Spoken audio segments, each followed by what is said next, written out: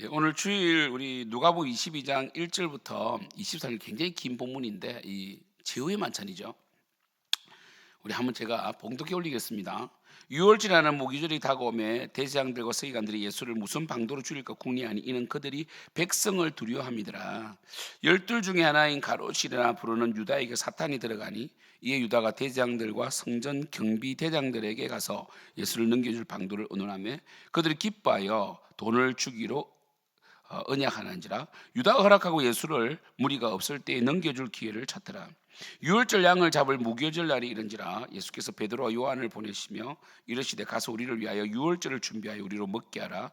여짜오되 어디서 준비하기를 원하시나이까. 이르시되 보라, 너희가 성내로 들어가면 물 한 동이를 가지고 가는 사람을 만나리니 그가 들어가는 집에서 따라 들어가서 그 집 주인에게 이르되 선생님이 내게 하는 말씀이 내가 내 제자들과 함께 유월절을 먹을 객실이 어디 있느냐 하시더라 하라. 그리하면 그가 자리를 마련한 큰 다락방을 보이리니 거기서 준비하라 하시니 그들이 나가 그 하신 말씀대로 만나 유월절을 준비하니라. 때가 이름에 예수께서 사도들과 함께 앉으사 이르시되 내가 고난을 받기 전에 너희와 함께 이 유월절 먹기를 원하였노라. 내가 너희에게 이르노니 이 유월절이 하나님의 나라에서 이루기까지 다시 먹지 아니하리라 하시고 이에 잔을 받으사 감사 기도 하시고 이르시되 이것을 갖다가 너희끼리 나누라. 내가 너희에게 이르노니 내가 이제부터 하나님의 나라가 임할 때까지 포도나무에서 난 것을 다시 마시지 아니하리라 하시고 또 떡을 가져 감사 기도하시고 떼어 그들에게 주시며 이르시되 이것을 너희를 위하여 주는 내 몸이라. 너희가 이 일을 행하여 나를 기념하라 하시고 저녁 먹은 후에 잔도 그와 같이 하여 이르시되 이 잔은 내 피로 세우는 새 언약이니 곧 너희를 위하여 붓는 것이라. 그러나 보라, 나를 파는 자의 손이 나와 함께 상에 있도다. 인자는 이미 작정된 대로 가거니와 그를 파는 그 사람에게는 화가 있으리로다 하시니 그들이 서로 묻되 우리 중에 이 일을 행할 자가 누구일까 하더라. 예수님께서 이제 마지막 유월절 이 만찬을 하시는데 이제 우리가 6월절 만찬 때문에 유월절 절기를 지키지 않고 이제 우리가 이 성찬식을 하는 거죠. 6월절이 이제 성찬식으로 바뀐 거예요. 예수님께서 이 일을 기념을 하셨고, 그리고 이 구약은 6월절을 지켰죠. 왜냐하면 어린 양이 양이나 염소를 잡아서 그 인수대로 양을 잡아서 식구의 그 인수대로 잡아서 문설주의 피를 바름으로 패사하죠. 죽음이 넘어가서 구원을 받았던 그 사건. 이제 예수님께서 유월절 어린 양이 되셨습니다. 그래서 이제는 우리가 구약의 그 양이 아니라 이제 예수님이 어린 양이 되시기 때문에 이제 유월절은 폐지되었어요. 유월절 지킨다고 하는 곳은 가면 안 됩니다. 말도 안 됩니다. 절기는 끝났어요. 구약의 절기와 안식일은 그림자입니다. 그래서 이제는 우리가 성찬식을 하죠. 할 수 있으면 성찬식은 한 달에 한 번, 원래 매주 했습니다. 초대교회 때는 그렇게 교회가 크지 않았어요. 한 50명, 60명 정도라 그러죠, 그죠? 그래서 늘 매일매일 했습니다. 사실은 애찬식을 했고요. 교회에 모여서 저녁마다 애찬식을 했습니다. 초대교회 때는. 그리고 이 초대교회 때는 이 성찬식을 하고 나면 아침에 같이 떡을 떼고 나가면 순교당해서 그날 저녁에 돌아오지 하지 않는 자도 있었습니다. 그죠? 참 이 유월절이 참 귀한 절기였습니다.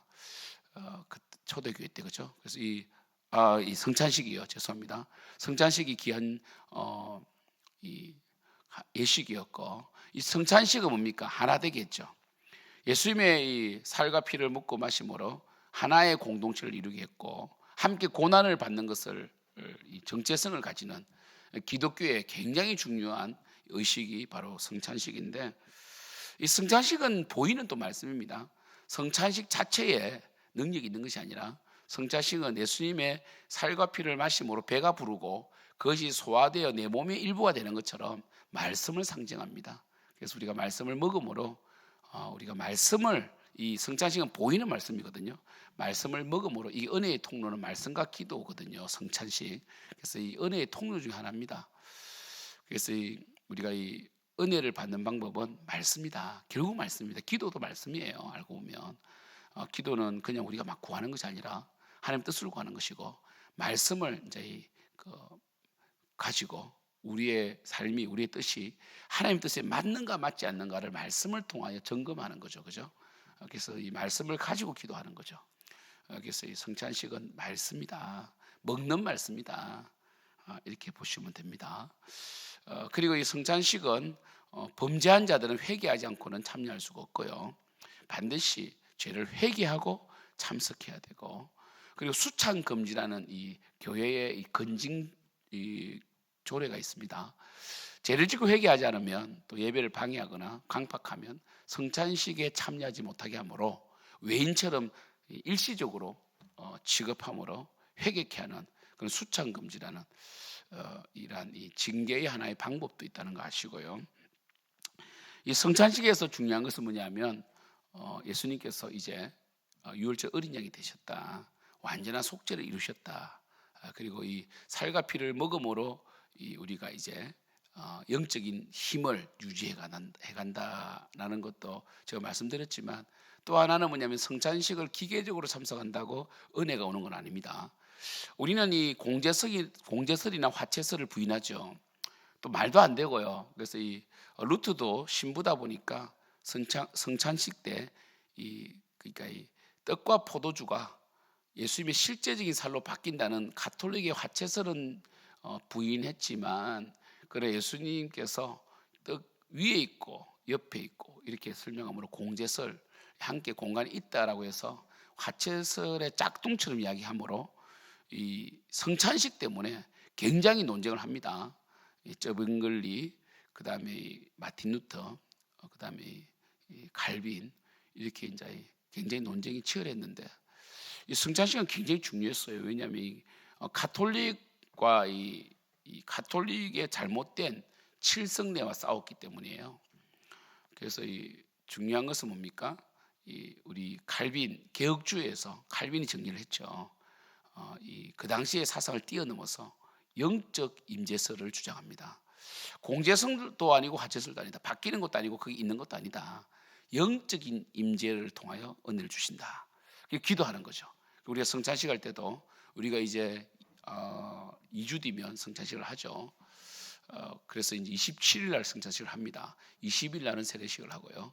그때 우리가 하나님께서 임재하셔서 은혜 주시도록, 세례와 성찬은 은혜가 됩니다. 우리가 세례식을 보면 은혜가 되고요. 세례 받는 자도 은혜가 되고, 또 세례 받은 자가 이 성찬식을 하면 은혜가 됩니다. 우리 중고등부 친구 청년대학부는 성찬식을 참 각 예배 조사하기 힘들어서 우리가 이번에는 5월 3일입니까? 그때 어른들이 빠져나가는 그 동시에 와서 이렇게 성찬식을 할 생각입니다. 이 성찬이 굉장히 중요한데, 그래서 좀 힘들더라도 이렇게 해야 됩니다.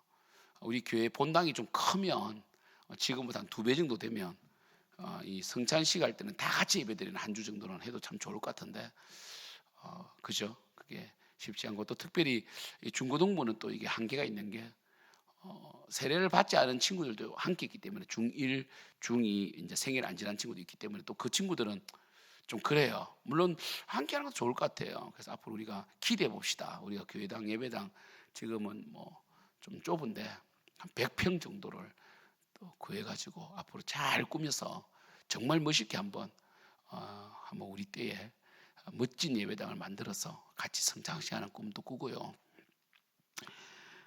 마지막으로 제가 말씀드리고 싶은 것은 이 가룟 유다가 성찬식에 참여했다고 해서 은혜 받은 것이 아니다. 제가 말씀드렸잖아요. 기계적으로 성찬식에 참여했다고 해서 다 은혜 받는 게 아니다. 가룟 유다도 성찬식에 참석했습니다. 첫 번째 성찬식에 가룟 유다 참석했습니다. 떡을 먹었어요. 그런데 예수님을 팔았어요. 이게 참 중요한 거죠.